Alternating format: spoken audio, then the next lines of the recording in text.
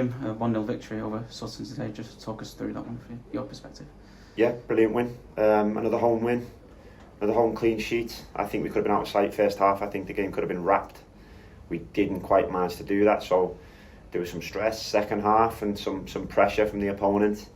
But I think we showed another side to ourselves in that period. Stood up to it, blocks, again, fight, and just showing that, at times this is the National League and there's different ways that you have to win sometimes. The opponent made a lot of changes at that point in the game and just went for it ultimately, which came with some challenges. I think we rode that out. We could have scored on the counter in that half, if I'm being honest.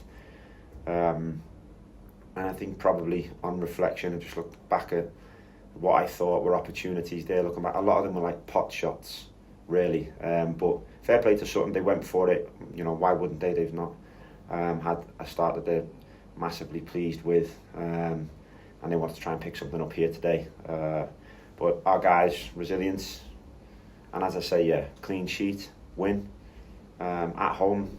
5 wins out of 6 to start the season. Incredibly crazy period, fixture congestion. I don't think that's too bad.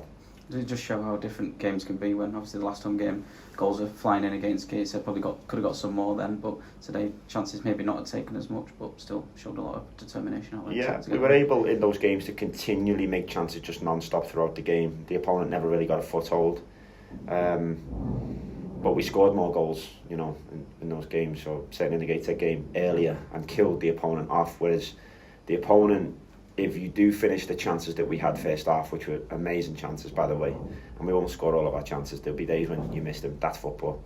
But if you do, the opponent is then torn. At 1-0, they can go for the game.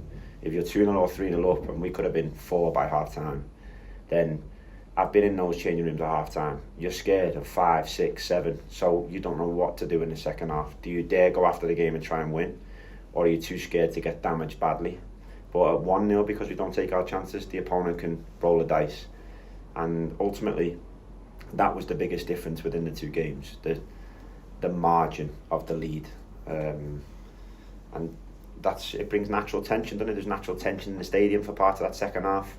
But yeah, we rode that out. I'm really proud of the team. I think what I do need to mention as well is, I think is it called the U Block now, up there in that corner? They were amazing. They never stopped singing for us all the way through. When that tension came, the noise coming out of there now, they've got my heart. They have. I love it. And it's needed, because at times there, when it got cagey, there weren't much noise coming other from that corner was like propelling it out, and the players talking about it in the changing room. They feel it, they recognise it, it's important, and it helped us get over the line. And they've been rewarded with 100% home victories this season as well, so that would be pleasing for not just them but for the squad as well, to know they got the confidence to go out there and get the wins. Everybody collectively, and the team will get some time off now, which they very much need. We picked up a couple of knocks today, which we will nurse and hope that they come back into the building in the healthiest spot possible. But brilliant win for everyone. Not easy. No victory in the National League is 4-0, 1-0. Whatever they are, really, that you only actually get the same amount of points for them.